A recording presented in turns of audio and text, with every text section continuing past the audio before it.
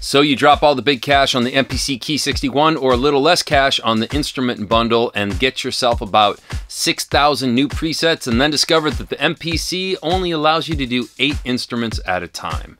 See, with music production hardware, there's always been limitations. But the question is, are these limitations a bad thing? Or do they force us to get creative and really learn our hardware and figure out new, unique, creative ways around the limitations? So in this video, we're gonna check out a couple of scenarios on how we can get around the limitation of 8 instruments inside of the MPC.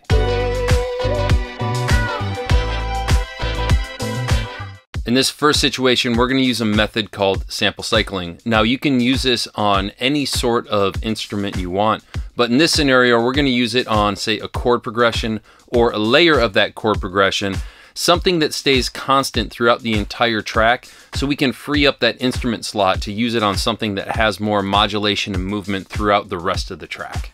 So in this example, we have sort of a throwback R&B vibe. Let's take a listen.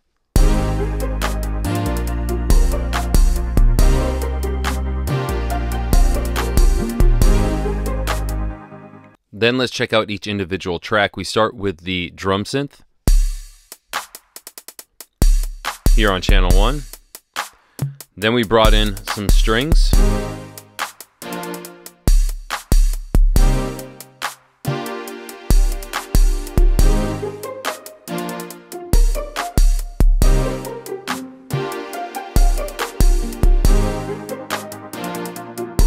A little pulsing pad.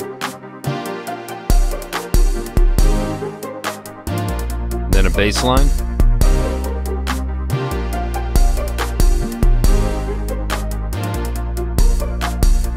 And then channel 6 is sort of a sound effect.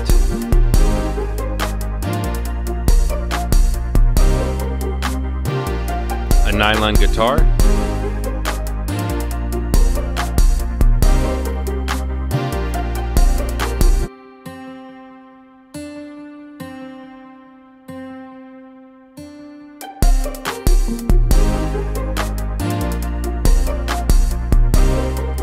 And then last of all, just this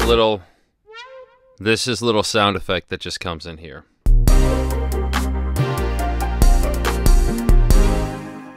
So we have all these different elements, but unfortunately we've hit 8 tracks, we've maxed out all of the instrument slots inside the MPC standalone. So what we're going to do is we're going to find one of the elements that doesn't really change much over time.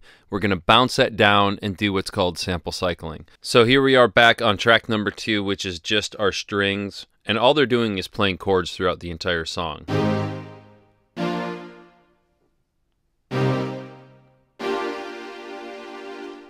So the first step we're going to do is take this whole track and we're going to bounce this whole track to a sample. So bounce to sample. It's going to go ahead, export that, and bounce it down. So now we've taken track 2 and bounced that down to a sample. And now what we're going to do is we're going to go over, let's say just to track number 9, where we have just an empty drum program. So we're going to hold menu and go into program edit and go over down at the very bottom to samples. Now you can see that we're on the very first pad and we have nothing loaded in here, but we do have 4 different layers of samples that can be assigned to a single pad. So the first thing we're going to do is put that sample onto every single one of these layers. So I'm just going to go and hit this one, next layer, assign it, layer number 3, assign it, layer number 4, assign it. We're going to go back to layer number 1, and we're actually going to take the endpoint here and just trim it down. Now let's go over to layer number 2 and bring the start point to the beginning of the second chord hit, and then take the end and bring it over to the end of that second chord hit. Going to go to layer number 3, do the same thing, but we're just isolating that third chord.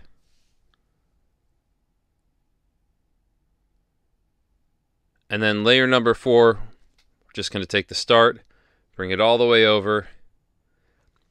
And now what we have are 4 different sections of that sample in 4 different layers on that single pad. Then from here, what we have to do is go back into global on the bottom and change this layer play from velocity into cycle. Now what's going to happen is that every time we hit the pad, it's going to sample through these different layers. So the first time I hit the pad, it's going to play layer 1. The second time I hit the pad, it's going to play layer 2. The third time I hit the pad, it's going to play layer 3. And the fourth time I hit the pad, it's going to play layer 4. And from this point, all we have to do is record the pad playback into track number 9, and then we can go back into track number 2 and replace that instrument with some sort of different sound that needs to evolve a little bit more over time.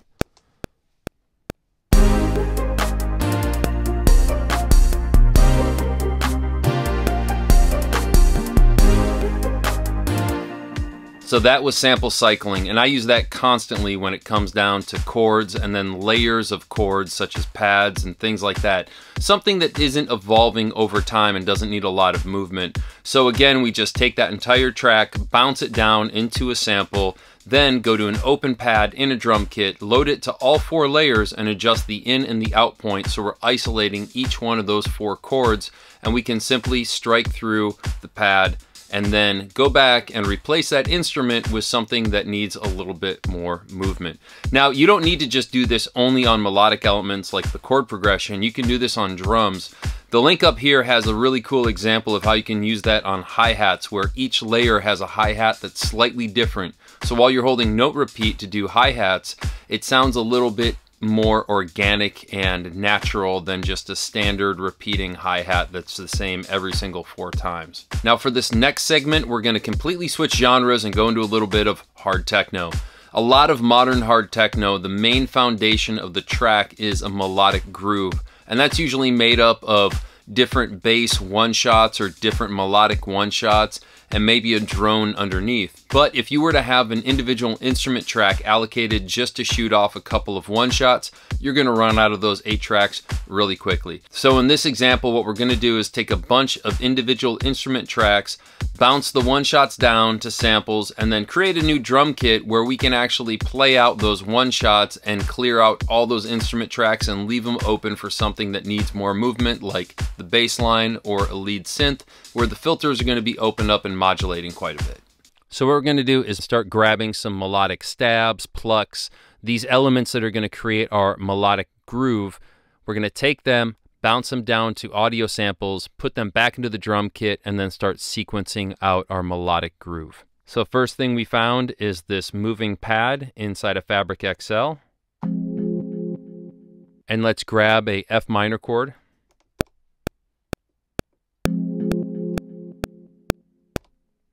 All right, now I'm going to come back into my main and go back into my edit menu, and I'm going to take this and just bounce it to a sample. Now I've bounced it to a sample, and just for organizational sake, I want to rename this sample right away. So I'm going to go into Menu, Project. You can see that it's labeled as Bounce Track 2. I'm just going to rename this and call it Chord Stab 1.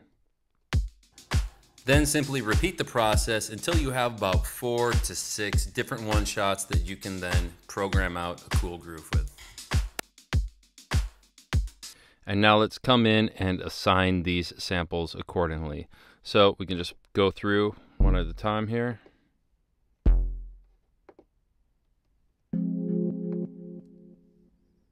There should be a couple more. So now we have our elements that we can start building our groove.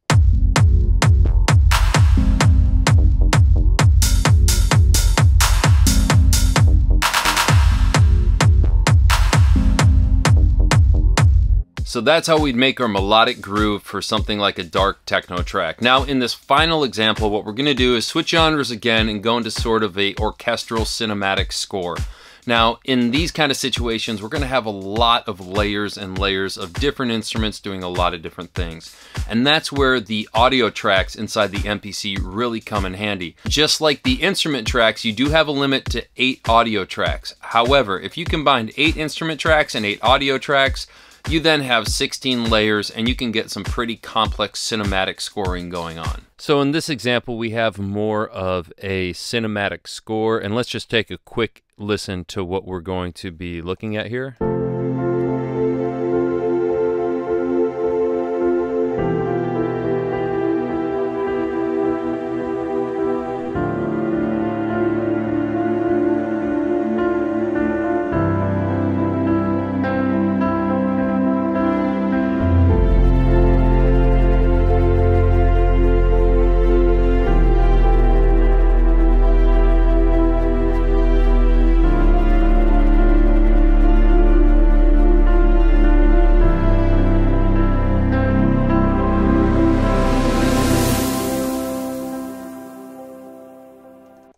All right, so to break down what we have here, let's just go in and mute all the elements. We have filled up all 8 of our slots. Let's go back to the main.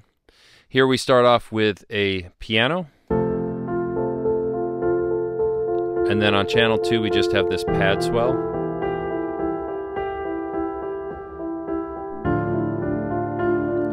Channel 3 is a cello underneath everything. Then we have some violins.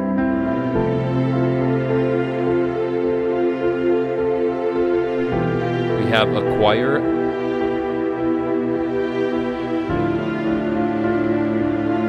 Then we have that bass.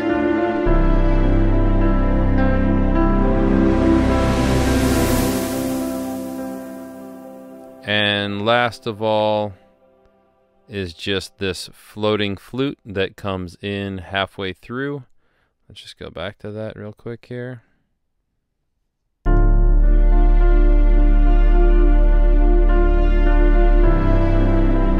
And then this little effect here. So now that we've hit all 8 of our actual instrument tracks, what we can do is we can actually just take one of these instruments, bounce it to an audio track because we have 8 of them, but that actually opens up quite a bit more opportunities because you can do things with editing audio that you can't when you, let's say, have an instrument track. So what we're going to do is we're going to take this little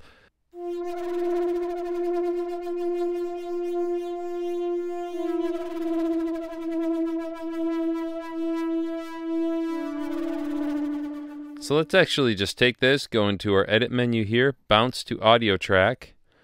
It's going to bounce us to an audio track. And as you can see, we're now inside of an audio track. And here we have that audio right here bounced down. And now what this allows us to do is do some rather unique audio editing that we can't if we would have left it in an instrument track. Let's say cut this at 9, go over, also cut this at 11. So now that we've cut this up, what we're going to do is we're going to come in here and just erase this section right here. We're going to take this section, and as you can see, when we hold down Shift, we have copy and paste. So we're going to actually copy this guy, and we're going to paste it right here on 10. But what we're going to do for this section is we're actually going to reverse it. So now what we should have is that going back into itself.